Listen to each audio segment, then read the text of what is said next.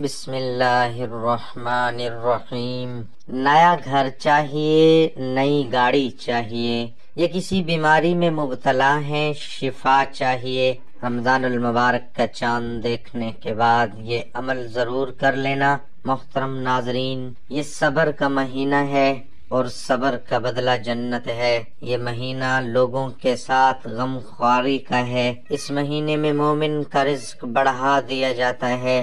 جو شخص کسی روزے دار کا روزہ افطار کرائے، اس کے لیے گناہوں کے معاف اور آگ سے نجات کا سبب ہوگا، اور اسے روزے دار کے ثواب کے برابر ثواب ہوگا، مگر روزے دار کے ثواب سے کچھ بھی کمی نہیں ہوگی۔ کہتے ہیں کہ جوں رمضان کے دن قریب آتے ہیں، رحمت الہی کے اشتیاق میں رسول پاک صلی اللہ علیہ وسلم کی طرف بڑھتی چلی جاتی ہے۔ رمضان سے 2 ماہ بستر رجب ہی سے آپ صلی اللہ علیہ وسلم کے ہاں رمضان کا تذکرہ شروع ہو جاتا، جیسا کہ ایک روایت کے مطابق حضور اکرم صلی اللہ علیہ وسلم رجب کے مہینے میں دعا مانگا کرتے تھے، اے اللہ ہمیں رجب اور شعبان میں برکت نازل فرما اور رمضان نصیب فرما۔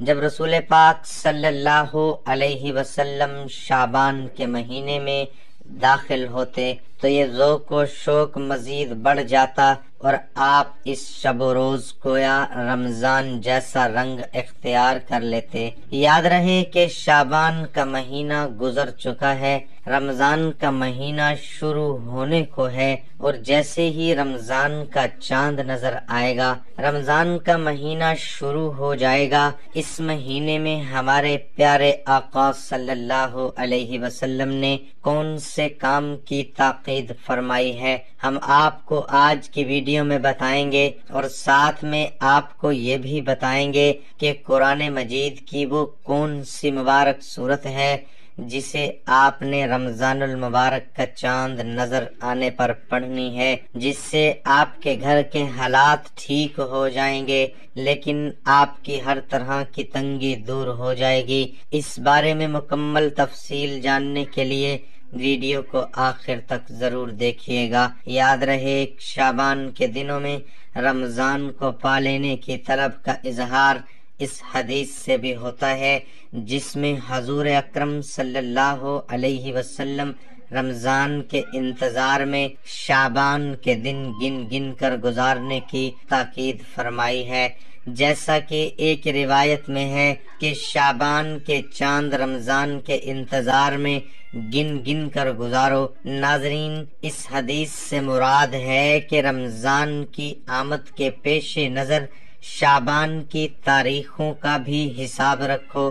رمضان کے شروع ہونے سے پہلے ہی اللہ کے پیارے حبیب صلی اللہ علیہ وسلم صحابہ کو یوں فکر مند فرماتے۔ یاد رہے یہ صرف صحابہ کو فکر مند نہیں فرمایا، بلکہ پوری امت کو یہ پیغام دیا ہے کہ رمضان میں کیا اعمال کرنے چاہیے۔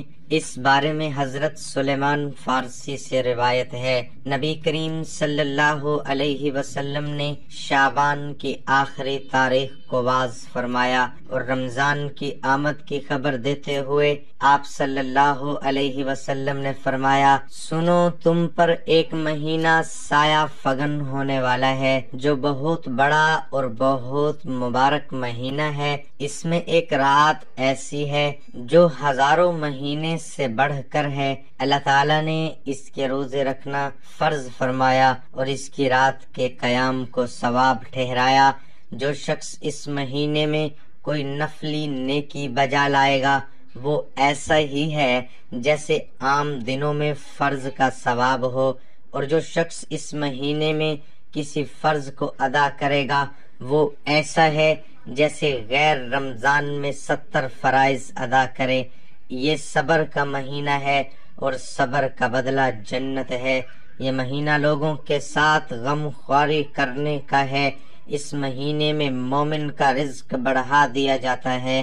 جو شخص کسی کے روزے دار کا روزہ افطار کرائے اس کے لیے گناہوں کے معاف ہونے اور آخرت میں نجات کا سبب ہوگا، اسے روزے دار کے ثواب کے برابر ثواب ہوگا، مگر روزے دار کے ثواب میں کچھ بھی کمی نہیں ہوگی۔ صحابہ کرام نے عرض کیا، اے اللہ کے رسول صلی اللہ علیہ وسلم، ہم میں سے ہر شخص اتنی طاقت نہیں رکھتا کہ روزے دار کو افطار کرائے۔ آپ صلی اللہ علیہ وسلم نے ارشاد فرمایا، یہ ثواب پیٹ بھر کر کھلانے پر نہیں، اگر کوئی شخص ایک کھجور سے روزہ افطار کرا دے، ایک گھونٹ پانی یا ایک گھونٹ دودھ پلا دے، تو اللہ اس پر بھی یہ ثواب فرما دے گا۔ ایسا مہینہ ہے کہ اس کا اول حصہ رحمت ہے، درمیانی حصہ مغفرت ہے اور آخری جہنم کی آگ سے آزادی کا ہے۔ جو شخص اس مہینے میں اپنے غلام اور نوکر کے بوجھ کو ہلکا کر دے، اللہ تعالیٰ اس کی مغفرت فرما دے گا اور آگ سے آزادی عطا فرمائے گا۔ اس مہینے میں 4 چیزوں کی کثرت کیا کرو، جن میں سے 2 چیزیں اللہ کی رضا کے لیے ہیں اور 2 چیزیں ایسی ہیں جن سے تمہیں سارا کام نہیں۔ پہلی 2 چیزیں جن سے تم اپنے رب کو راضی کرو وہ کلمہ طیبہ اور استغفار کی کثرت ہے، اور دوسری 2 چیزیں یہ ہیں کہ جنت کی طلب کرو اور جہنم کی آگ سے پناہ مانگو۔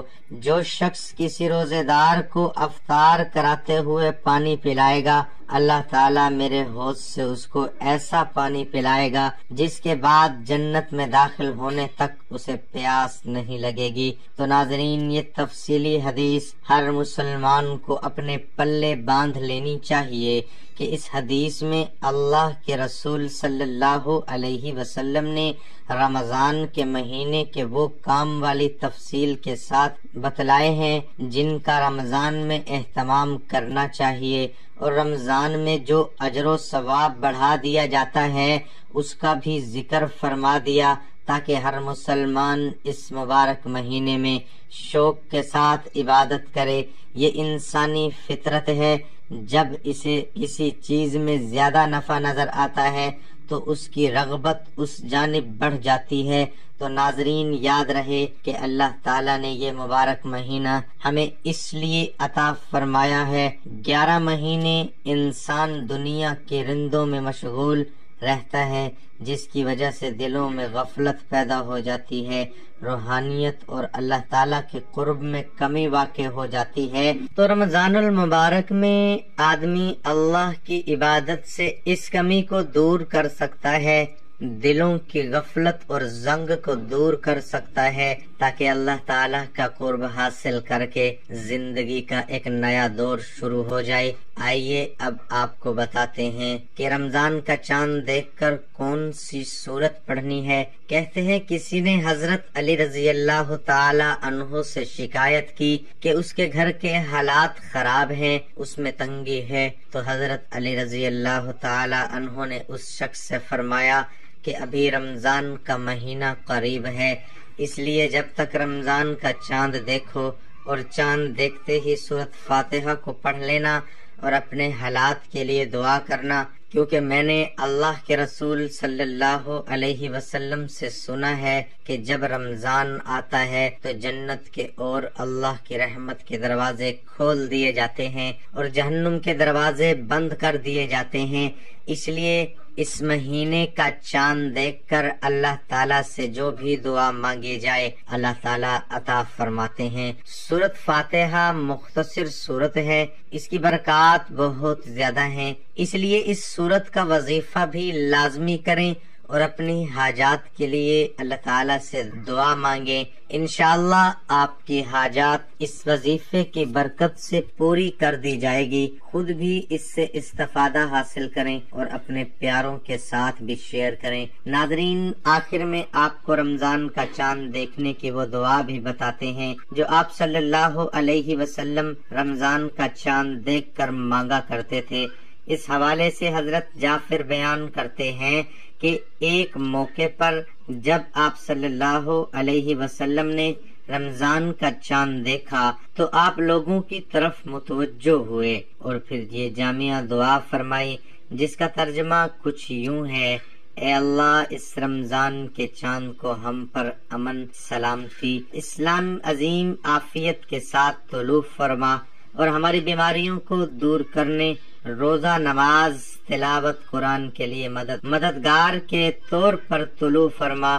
اے اللہ ہمیں رمضان کے لیے سلامت رکھ اور رمضان کو ہمارے لیے سلامتی کا معجب بنا اور اسے ہم سے اس حالت میں واپس کر کہ رمضان جائے اور میں بخش چکا ہوں۔ اے اللہ ہم پر رحم فرما اور ہم سے درگزر فرما۔ اس لیے ہمیں چاہیے کہ رمضان شروع ہونے سے پہلے اللہ تعالیٰ سے عہد کریں کہ ہم اس مہینے میں کوئی ایسا کام نہیں کریں گے جو کہ اللہ کی ناراضگی ہو، اور اس مہینے میں ہم اپنا زیادہ وقت اللہ تعالیٰ کی عبادت اور اس کی خوشنودی میں گزاریں گے۔